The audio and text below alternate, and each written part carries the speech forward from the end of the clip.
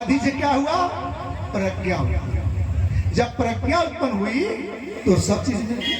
तो शील समाधि की हम बात करते हैं, लेकिन शील समाधि के विषय में पूरे अंदर शील को हमको गहन करना होगा। क्यों? कि शील के बाद समाधि, समाधि के बाद प्रज्ञा, प्रज्ञा में मैत्री उत्पन्न होती है। जब मैत्री उत्पन्न हो जाएगी तो किसी से न लफड़ा है, न झगड़ा है, न बवाल है।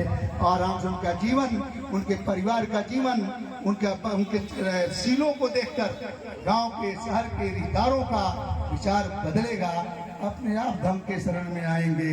धम्म पे तथागत बुद्ध ने कहा अर्थदीपो, तथागत बुद्ध ने कहा अर्थदीपो, अपने को स्वयं को जाना।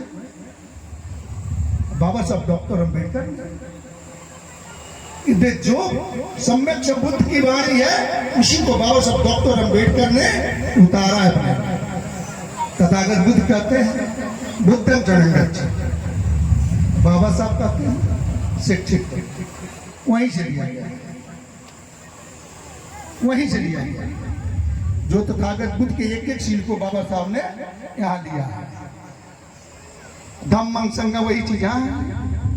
शिक्षित मनुष्य संगठन को तो हमारे में हम लोग बात तो कहते हैं, लेकिन उसका हम सही रूप से मनन नहीं कर पाते। नहीं करते हैं तो कभी इस डाल पर, कभी उस डाल पर, कभी उस डाल पर हम लोग कूदते कूदते 50, 60, 70 साल की जीवन होती है वो खत्म कर लेते हैं। और जो हमें अपने हमारे औलाद होते हैं, मेरे एक परिवार होता है, उसको हम सही रूप में शील को नहीं करते। तो हमें जब धम्म की बात करनी है, तथागत बुद्ध के विचारों पर चलना है, बाबा साहब डॉक्टर अम्बेडकर के विचारों पर चलना है, तो शील का पालन हम में बहुत। जब शील में रहेंगे तभी कुछ कर पाएंगे, नहीं शील में रहेंगे कुछ नहीं कर पाएंगे। हम लोग धम्म को क्या जानते हैं? धम्म है बाबा साहब डॉक्टर अम्बेडकर, जिन्होंने मुझे धम्म का स्वाद चखा दिया, तथागत सम्यक बुद्ध का राह दिखा दिया।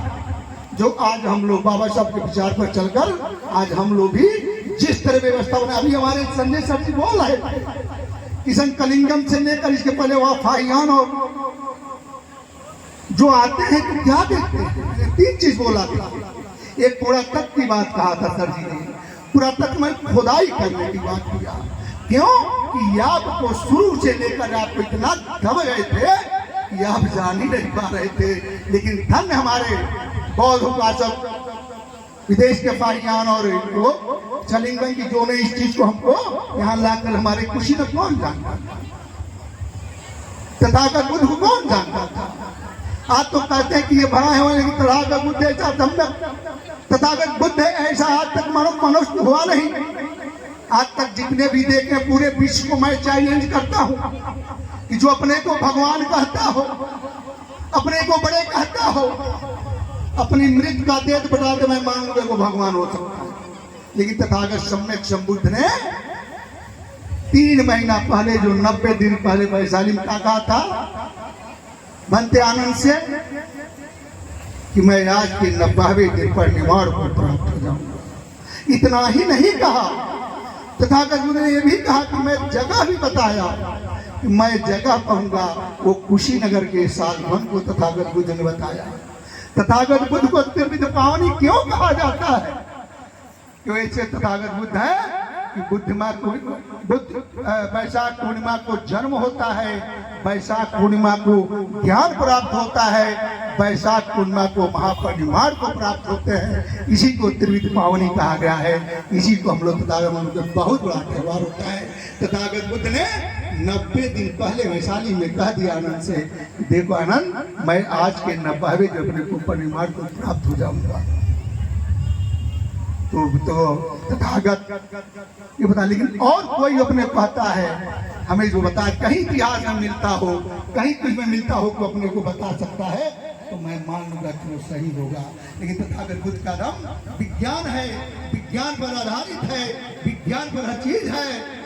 अब विज्ञान ये चीज व्यवस्था को बना सकता है, बना सकता है, जो तथागत बुद्ध ने हमको दे कर गया है, बाबा साहब डॉक्टर अम्बेडकर ने हमको दे कर गया है। ये सब चीजें जो हम में है, तथागत बुद्ध के एक एक शील में एक एक उत्तम है। तथागत बुद्ध के एक एक विचारों को पढ़िए, तथागत बुद्ध के एक एक झील को जानिए, अनेकों है, अनेकों अर्थ निकलेगा उसमें से, अनेकों निकलेगा जो सब आपका और समाज के और हमारे हित के भले के लिए होता है। कभी इसमें टूटे, कभी गलतियां वो नहीं पाइएगा, कभी कभी बड़े दुख है, बड़ा कोई दूसरा हो, कभी ऐसा नहीं पाइएगा। तथागत बुद्ध ने समाधि इसीलिए कहा कि बहुत लोग होते हैं कि जो दिमाग को जब समाधि लगाएंगे तो आपका मन चित्त विचार